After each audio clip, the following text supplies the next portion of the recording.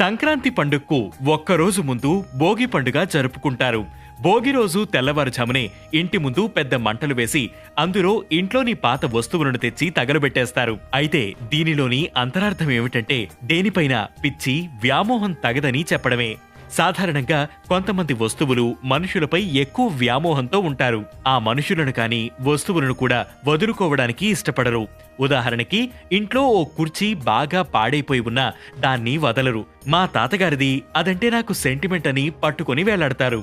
పాడైపోయిన పాత వస్తువులనే అంత సులువుగా వదులుకోలేకపోతే రేపొద్దున తుచ్చమైన ప్రాణాన్ని స్వేచ్ఛగా ఎలా వదులుకోగలవు? అంతవరకు ప్రాణభయంతో నిశ్చింతగా ఉండగలవా?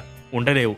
అందుకే అలాంటి వెర్రి వ్యామోహాలను పక్కన పెట్టి నీలోని పాతను వదిలేయమంటుంది భోగి. అప్పుడే జీవితం నిశ్చింతగా ఉంటుందని చెప్పకనే చెబుతుంది భోగి. అందుకే ఇంట్లోని పాత వస్తువులను భోగి మంటల్లో వేసి తగలబెట్టేయాలని పెద్దలు ఓ సాంప్రదాయం తీసుకువచ్చారు. దీని ద్వారా నశించిన వస్తువులపై వ్యామోహం పోతుందని, ఏదీ శాశ్వతం కాదనే విషయం బోధపడతాయని వారి నమ్మకం. మన లోపల పాతుకుపోయిన పాతను వదులుకోవడానికి భోగి మంట ఉపకరిస్తుంది.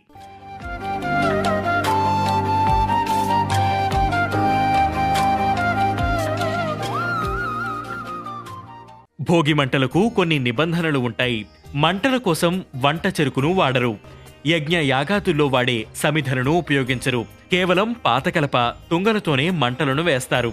భోగి మంటల వల్ల మరో ప్రయోజనం అగ్ని ప్రమాదాలను నిలువరించడం. ఏటా వచ్చే పండక్కి ఇలా భోగి మంటల్లో పాతకలప కాలిపోతే ప్రమాదాలు తగ్గుతాయి. మరి మీరంతా ఈసారి భోగి మంటల్లో ఏమేం వెయ్యాలో డిసైడ్ అయ్యారా? అలాగే ఏదీ శాశ్వతం కాదనేది గుర్తుపెట్టుకోండి. ఈ సంక్రాంతిని మరింత సంతోషంగా గడపండి. వేటు న్యూస్ యూజర్లందరికీ భోగి శుభాకాంక్షలు.